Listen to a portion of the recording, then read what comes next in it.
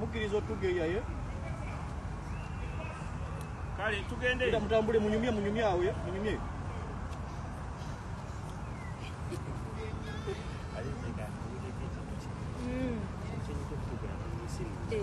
Ekyo. Ngamba.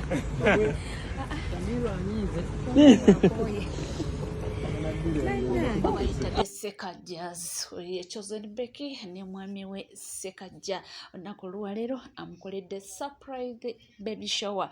Munnange yatugamba mbuye bino yali tabirabangako era n'atugamba nti munnange saabimanyiira mundeke neekoze kubanga munnange nange naakatandika okubirabako biibyo. Kakati ono ndowooza oba yagenda okubira firstborn wa Sekajja mu Chosen Becky. Temumbuuza temundiisa bigambo nze simanyi oba simanyi naye nga vayo n'atugamba nti yali expectinga twins naye wali mu mbaga mbu yabojja nnyo omuziki ate era ne Gomesi mbu omusipi gwe baamusiba bambi omwana omu n'abuuka. Kakati yandibadde naalonga awedde emirimu naye mukama bw'atyo akatumusabira asobole okuba nga assuka bulungi. Nga tuvuddeko olutalo sematalo wakati wa Bruno K ne Vanessa twogera ku mama Thesi ate luzeemu obuto lutya bibe. Mu mawulire ge tulinawo kino tekiri fantastic. Njagala obategeeza nti kati olutalo lulabika luzzeemu ne lusituka buto. Vanessa ne Bruno K. Bruno K yasoose n'awandiika ku mutimbagano gwa Facebook 1 hour ago n'abuuza nti bannange ekiri ku peji ya Galaxy mwakirabye. Abasinga kufe nga tetunaba kukiraba ne tuddukayo tulabe kiki ekiri ku peji ya Galaxy. Wabaddeyo ka video nga kalaga omukyala at a distance ng'akutte omuti kyesitayinza confirming nga yabadde enjaga yabadde sigala oba yabadde olis ng'ali mu kugisika bw'ati ng'anywa. Era Bruno K amaze ka video kenyini n'akapostinga n'agamba guno omusango gugenda kumbeerera mwangu. It is going to be an interesting case. Ngezo okulaba abantu mu comment section nga babuuza bannanga omuntu ye teyeeyokyemu bwe tuba nga tuli mu parental wars ku ani alina okuba n'omwana. Video ngezo zikozesebwa mu kooti okukakasa nti kituufu tolina mental stability esobola kubeera na mwana. Omuntu anywa enjaga mu kooti oba sigala basobola okugamba nti munnange gwe obwongo bwo oli addict omwana ojja muyigiriza ebiragalalagala. So Bruno K awe tuli yagamba nti guno omusango gugenda kubeera mwangu eri balooya be. It is going to be an interesting case. Bruno K ayagala full custody ya Thesi agamba nti mama engeri tumulabamu atandise okufuweeta ekibaba era nti ekyo kiba kimuwa enkizo zonna okubanga atandikiraawo mu bannamateeka be okubanga processinga omwana we okubanga amujjako mu butongole. Bantu bange ffe wetuli tujja kubanga nga tugabawa era tujja kubanga nga tugabatuusaako. Essaawa kakati wenjogerera Honorable Fiona Nyamutoro. Yes, Honorable Minister Fiona Nyamutoro ono nga ye mukyala wa Edrisa Musuza aka Eddie Kenzo. Ssaawa yonna asulira kuzaala era nga ssaawa yonna mwandiwulira nti munnange ate jjukira alinawo omwana w'obulenzi kakati ajja kuba amuzizzaako. Era ssaawa yonna twamulabyeko mu butuufu ng'alabira ddala nti asulirira kuzaala. Bambi alabika bulungi. Tumwagaliza birungi byerere era Mukama amuteeremu obwangu. Bebamu ku bantu abanyoleddwa nnyo nga Honorable Nakimuli afudde era nga n'olunaku olwaleero. Wabula nga tuvuddeko etudde ku nsonga za Honorable Nakimuli eyatuvudde ku maaso. Eyo navuddeyo n'agamba nti munnange tetwagala tukakanya byonna biboozibozi bye mufumba ffe ansa twagifunye dda. CBS Telefayina nze njagala muntegeereze Dokita Frank Asiimwe Pulezidenti wa Uganda Medical Association nti abe mugumu. Bino by'okutugamba mbu ffe tube bagumu ripooti mugenda gituwa mubeere bagumu ripooti ffe yaffe twagifunye. Tewakyali ripooti gye mutuwa. Kasita twamutwala emulago n'asulawo ne mumala mukolako be mumukozeeko ku makya ne mugaana otuwa ripooti ffe yaffe twagifunirawo twamanyirawo nti mwamusse. Kati mubeere bagumu temubaako nakweraliikirira. Temuteekamu siyansa nti mugenda kujja mutuwe ripooti yammwe yonna mulowooze nti nno tulina kye tugenda okukola mube bagumu.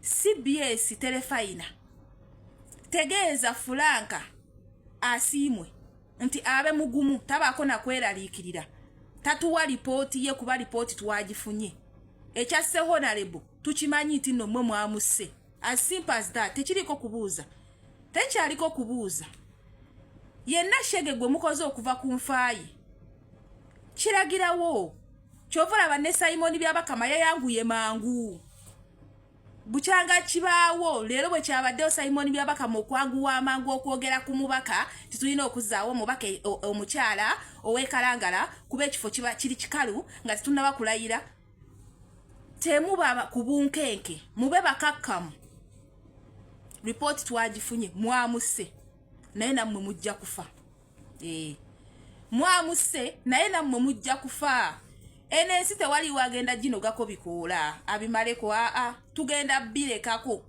tugenda kufa fenna it's just a matter of time tugenda kufa fenna so kati mubaako nakweraliikirira busimanyi tube bakakamu awolereza n'abasawo tosobola kubeera nga gwasiimwe bulijjo neebuuza lwaki lweti y'abana Uganda abafa ekyeyonoonere batyo eri ku rate nene nnyo ku speed nene nnyo kumbe nga president wa medical simanyi Uganda Medical Association yasiimwe buli wamu mwayingirawo buli wamu tewakyaliwe mutali ye lwaki nga temuyingira waawo ku biwoowolo bye mwagala nga mwagala obutaago bwaffe nga lwaki temuyingira waawo kuba kati awo wali ka bizinesi awo era mwali muyina kuteekawo wammwe kyenva bula buli yewa awatali bammwe buli omanyi nti nno wano wayingiza mulwanawo ne mufunawo buli awayingiza mulwana ne mufunawo bonna mwasensera wogenda ku mazzi mwajjulayo wogenda mu revenue toyoya mu revenue biringa bikere ebiteevuunya buteevuunya uwa kati we ndaba nti gwasiimwe gwatuwandikire n'ebbaluwa mbu tube bagumu ripooti mujja gituwa mugyesigalize twakitegedde mwamusse okitegedde twakitegedde mwamusse kasimu kaavuze buvuzi ne mugamba nti temumukkiriza kutunula omuntu gwe mwadde mumaze okukolako operation nga mugimaze bulungi nga namwe mugamba nti yabadde successful operation nekituuka ekiseera n'agaana okukomawo yes kyonna kye mwataddemu ne mumuzikiza tukimanyi mwamusse tetukyalina lipooti gye twetaaga ekirungi ne taata w'omwana naye kennyininyini atuwadde ku lipooti eyiye kati eyiye gy'atuwadde gye tukonsidaringa n'eyammwe n'ebyabalala abahonorable zaako ebiki byonna ne tutambula ne tujja ku postmortem yammwe ne tukonkuludinga tewali sanside muggwe mwina mubeere ku bunkenke amini mubeere bagumu temukubagana mubeere bagumu kitegedde ali nannyini ddwaliro information buli emu yavuddeyo ani alikulira mukyala wa Kasolo kati kwegamba temwetaaga kutubuulira ekintu kyatambudde kitya mwasucceedinze mu kujjawo omwana wa munnammwe mwasucceedinze mu kujjawo omuntu omulungi mu ggwanga ow'omugaso mu ggwanga you succeeded kati mube bagumu chill munywa myenge gyammwe muli embizzi zammwe tetubayinaako buzibu kiwulya mwali badde kati nga mucelebrating you don't have to stress yourself over a report tuyina lipooti yaffe twagifunye ne munaleeta lipooti eyammwe teyina kyegenda kuzza tewali kye mugenda kuzza mu lipooti yammwe mulirwedde okwogera buli kimu kye mwagala mutuwe lipooti mumukomyewo musobola okujingirira buli kimu kye mwagala buli wamu mwayingirawo oli simanyi ekisimanyi kisuule ogenda omutunira bonna ng'abooluganda bonna baveeyo kati neddombu ne president otuwandikira ebbaluwa mube bagumu temutya mwe ba CBS simanyi rediyo y'abamafiya ze sikyagiyita rediyo ya baffe ekyo kyavaawo kati nkiina mu bwongo nti eyo yali rediyo ya baffe naye essaawa zino CBS Telefayina simanyi CBS FM mwenna mwafuuka rediyo y'abamafiya TV z'abamafiya mwenna temukyalina kye mutugamba mwamusse tuvuddewo nga tweyongerayo mawulire ag'enjawulo nze nkugambye nti mpolampola byonna byonna ajja kuba nga mbikuweera nja kuba nga mbikutuusaako kakati waliwo messages zibadde zitambula oba waliwo messages ezitambula okitegeera ekintu ekyo ono avuddeyo n'agamba nti leka ayogere ku message ezo message zino ziraga nti Honorable yali acommunicatinga n'omuntu naye ng'ayogera ku muntu amtrailing oba oyo abadde ng'amwagaliza kufa. Waliwo message ezibungeesebwa wano ku internet eziraga nti Honorable Nakimuli yalina abalabe abaali batayagala alayire era nga abatambuza message ezo baagala gezaako kutulaga nti oba osanga be yeesimbawo nabo kwe kuli eyamugjeewo. Njagala mutegeere ebigambo bino, enfa Honorable Nakimuli gye yafuddemu.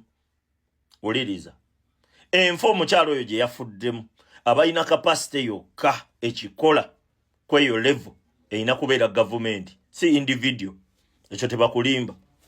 Honorable omulamba bamutugire mu ddwaliro mbunga omuntu yeyabiyiseemu yeyayiyiza ekyo nedda eyassa omukyalo oyo gavumenti Museveni yeyassa omukyalo oyo. Si bino mbusimanyi beewalana ne gundi, mbusimanyi beesimbawo ne gundi, simanyi babadde bakayana ne gundi. Tewaliwo individual yasse mukyalo oyo. Museveni ng'akozesa gavumenti ye n'authority ye yabadde order nti oyo ye bamutte bamugjewo. Oshegedde omuntu yenna eyakikoze yabadde talina kyakutya nti oba alina kyatya. Eyakikoze yenna ababadde mabegawe owulira yabadde gavumenti ng'akimanyi agenda kubeera untouchable, tajja kukwatwako. Temutuza mu byakisiru ebyo nammwe mugenda mu bitambuza wano ku media wonna.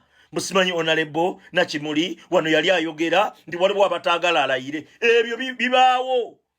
Buli mubaka eyeesimbawo beyeesimbawo nabo abasinga tebaagala alayire. Ekyo kyo kya ddala.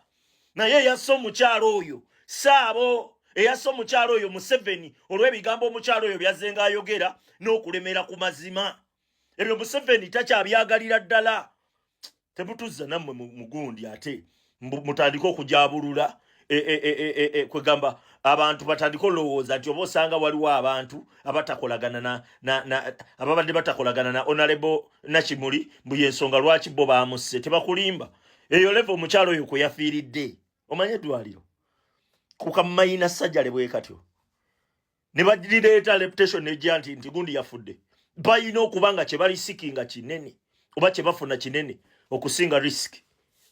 No ye munnange takomyewo avuddeyo n'agamba nti akoze akatambi kamu ng'ayagala ddala kagendere ddala eri bammembers bannakibiina kya NUP nti naddala abo abali ku mulamwa nti obubaka buno bukulu nnyo era ayagala mubuulize n'obwegendereza. Why not?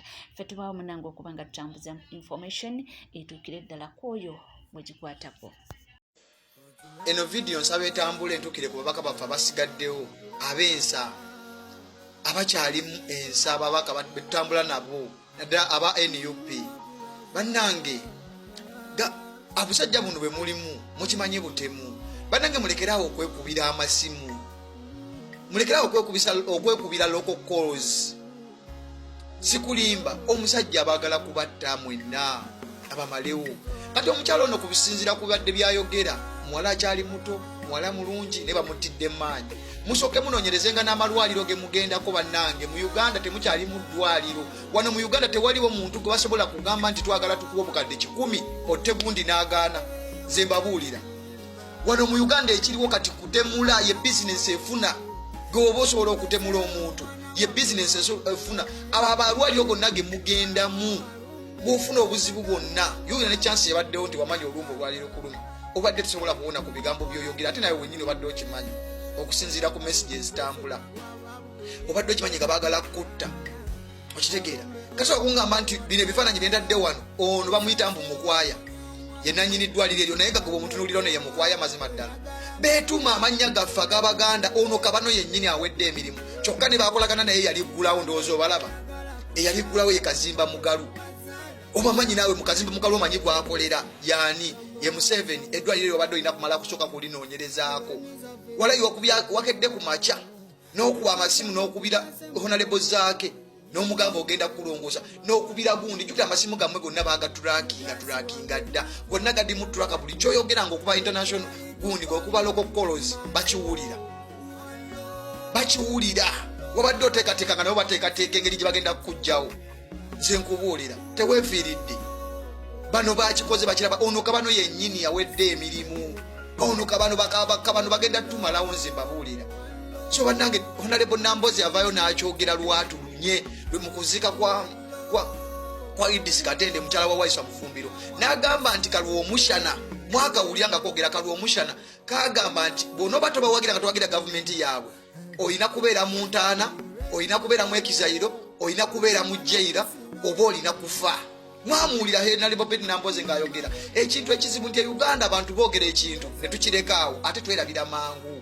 ekintu ne tukivaako ono omusajja ka Museveni ne bakabano nga bwe bali era nze mpulira obusungu bulwenjogera ku busajja buno Obunyarwanda ne wavaayo abanyambalira nga Baganda mpulira ennaku era mpulira obusungu obumpitamu buno obusajja ekigenderwa bwabwe kyakumalawo kumpi bantu Baganda nze mbabuulira jogera vidiyo eno n'ennaku kubanga ababaka baffe mukimanyi bulungi amasimu gammwe buli simu ya mukulembeze Uganda ng'okyayimiridde ku mazima n'obwenkanya nga wagana okulya ssente zaabwe erimu tracking baba buli kye mwogera bakiwulira mwesonyiwa amasimu ga local calls mukozese WhatsApp calls eyo tetrackinga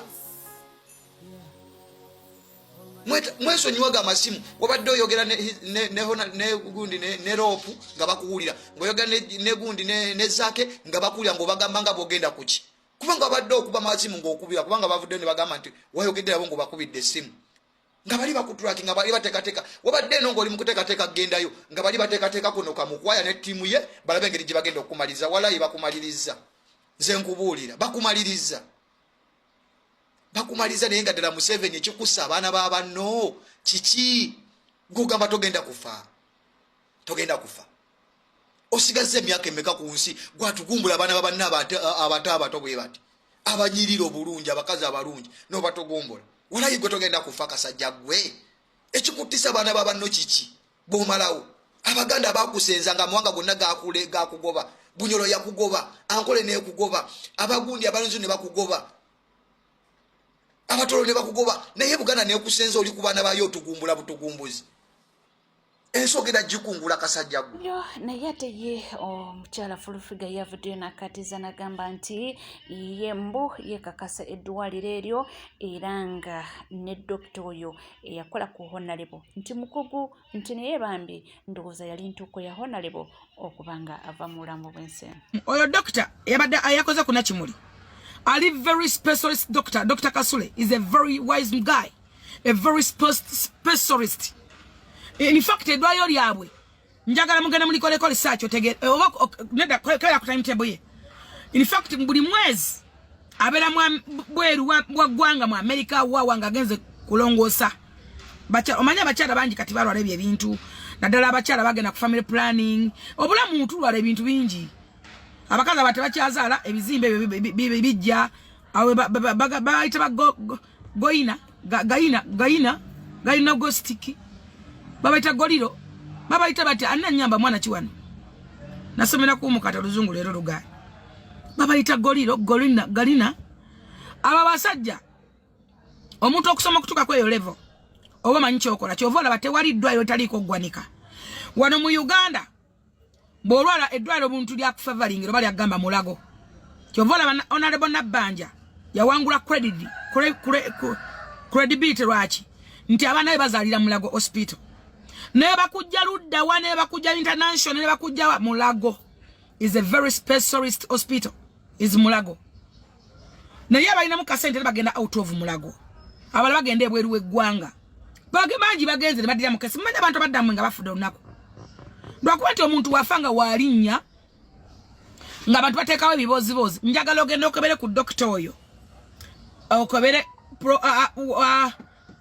detize kalenda kwatambulira asingana kujjanjabira bweru wa ggwanga be badokitera bagenda e Canada ne bajjanjaba ne bagenda mu Ethiopia ne bajjanjaba ne bagenda mu America ne bajjanjaba ne badda wano n'okudda wano abeera ku timetable era ajjawo nga ali ku timetable kukola kugwe yasooka nakola ku mukyala Nakimuli mu Kalulu namukola ko sajja yasooka nagenda mu Kalulu nakola campaign bichi n'amala bulungi kati adakomyewo okumaliriza gundi yawe gye batandika kuba gimaliriza so that's life tuleme kukitwala nti no n'okusanyukira afudde n'ogamba nti nno wabaddewo obulagajjavu oba whatever. No Katonda bw'aba agambe tulabyeko abaana ne bazaalira mu Canada ne bafa, omuntu azaalira wano mu Ndagala mu Ssanja, abantu bazaalira mu Lulimbi, oli abadde atamba n'asitamaawo n'azaala, waliwo n'abapoliisi kumpi bunaku bazaalisa abantu, abaana ne babeera balamu.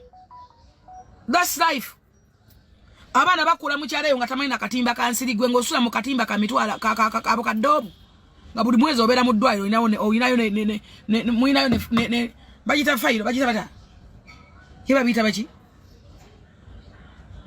nga gyeri. Abaana bali mu kyalo banywa ebizzi ente mwe zinywera balamu, gwagago gafumba munyenagana agaliko siiru naye tova mu ddwaliro.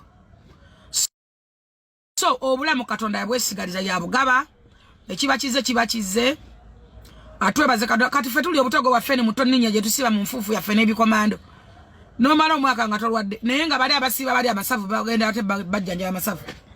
That's life. Kubanga wekumira ku Legit TV 256 tuwerabira kubanga subscribinga, ringinga that notification bell, sharinga, likinga ebisigadde tukomo nabyo tova.